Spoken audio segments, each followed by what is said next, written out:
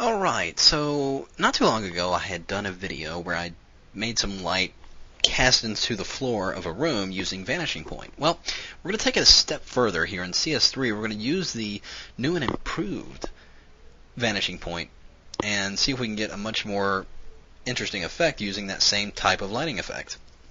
So what we're going to do, I'm going to make the light coming through this window here appear as though it's shining on the floor and the wall at the same time.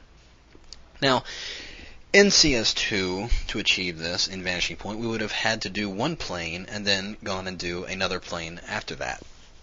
Well, CS3 has eliminated the need to do that. We can do it all in one quick step. So, what I'm going to do here is actually draw a selection using my elliptical marquee. But before I do that, let's create a new layer. Then, I'm going to draw that elliptical marquee just slightly bigger than the window itself. And we're going to fill that with white, which is set as my foreground color. So simply hit Option Delete or Alt Backspace on the PC. Deselect that, and on that layer we're going to go under Filter to Blur, Gaussian Blur, and we're going to give it a relatively soft blur, about a 3%. Let's actually make it about a 4. And we'll hit OK.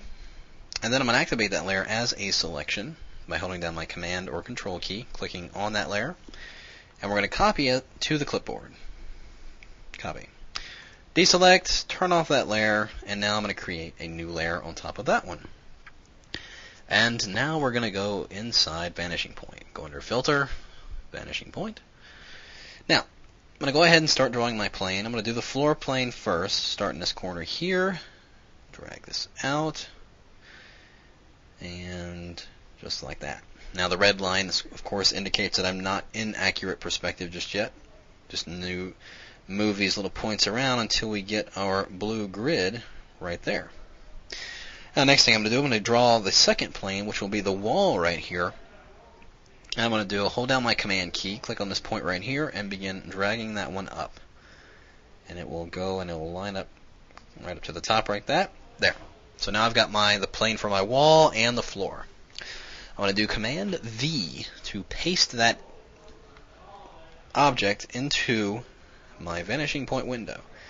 And when I drag it into the plane, you can see that it's gone ahead and taken the shape of the perspective. But I'm going to rotate a little bit because I want it to be the long way. Yep, like that. It's a little touchy.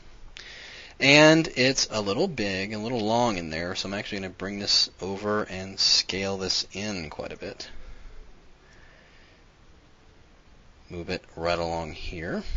Still a little big in there.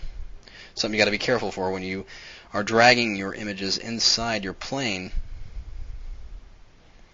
that you are careful about the size, because sometimes this thing will just jump right out there in the size, and you'll have to really search around for the edges so you can rescale it. So now that we're scaled down, I'm actually going to position this right about where it seems that the light would be coming through the window and hitting this area. I'm going to widen it just a little bit. And once that is all done, I hit OK. And there it is on its own layer into that window.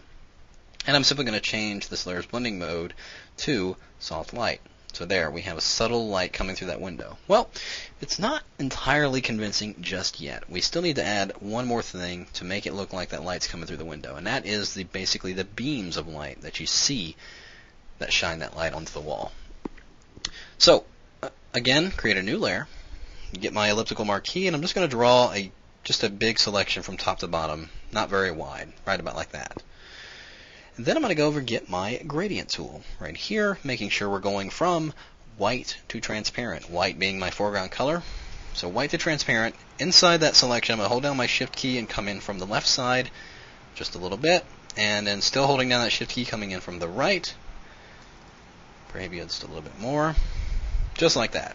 Deselect it. I'm going to double click on that layer, bring up my layer styles, and we're going to add an outer glow just to give it not so sharp an edge on there, and then we'll hit OK. So I'm just going to use the default glow in there. It's going to be good enough. Next, I'm going to add a layer mask to that layer, And again, with the gradient tool, going from black to transparent because we're on a layer mask this time. Coming in from the top, holding down that shift key, I'm just going to drag in a little bit. And then from the bottom, and there we have that. Now, with the layer itself selected, not the layer mask, I'm going to simply bring up my Control T, or Command T, to bring up my free transform, scale this in just a little bit, and then rotate it till it's in the approximate direction of the window. Then I'm going to press my Control or right click on the object while it's still in free transform mode, get this little menu and go to Distort. And then we'll take these points and individually move them into position relative to the window and the reflection on the wall. And once that's in position, press Enter. Then it will render that window right in place. Now, it seems a little harsh in the middle there, so I simply change this layers blending mode again to soft light. There we have it. Gone ahead and taken the light coming through that window and put it on multiple planes using the new vanishing point here in CS3 and enhanced it with more beams coming through. And of course I can scale this in just a little bit more just to make it a little bit more accurate as far as the direction of the light. So, just nudge that into place. So there you have it. Another interesting use of the vanishing point tool here in CS3.